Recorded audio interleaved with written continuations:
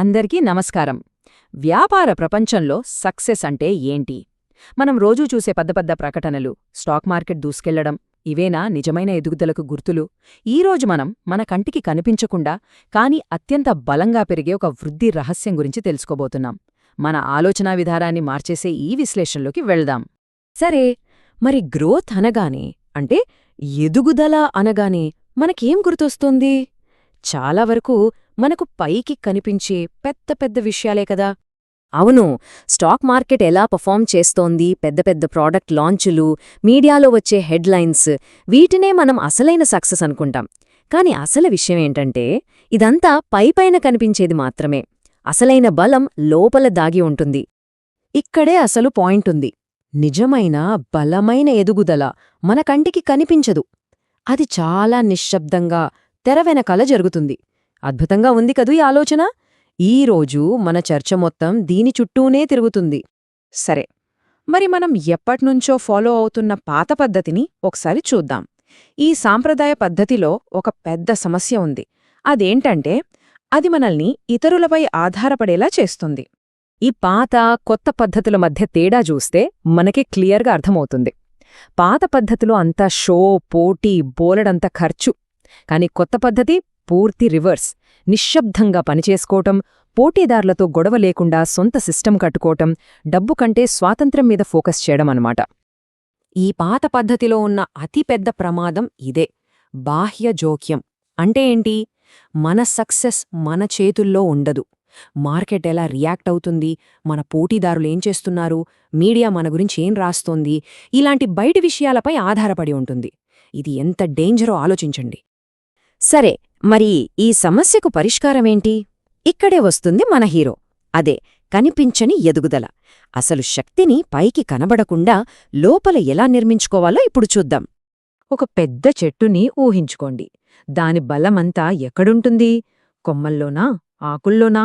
కాదు, భూమి కింద కనిపించకుండా ఉండే దాని వేర్లల్లో ఉంటుంది. అద్భుతమైన పోలిక కదూ! హైటెక్ ప్రపంచంలో అసలైన ఎదుగుదల కూడా అచ్చం ఇలాంటిదే. ఎవరికి కనిపించదు, తెలియదు, కాని లోపల బలాన్ని పెంచుకుంటూనే ఉంటుంది.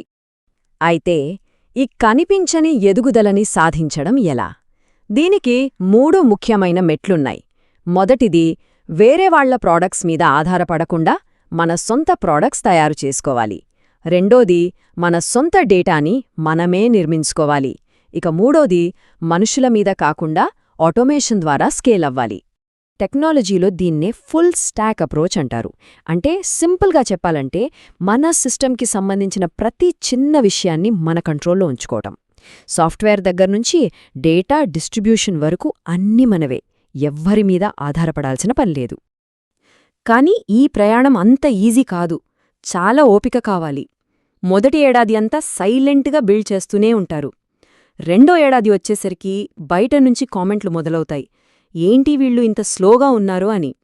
కాని ఆ విమర్శలకి తలొగ్గకుండా మూడో ఏడాదికి వ్యవస్థను బలంగా తయారుచేసుకుంటే ఇక వాళ్లు మార్కెట్లోకి వచ్చినప్పుడు అది మామూలుగా ఉండదు, ఒక తుఫానొచ్చినట్టుంటుంది.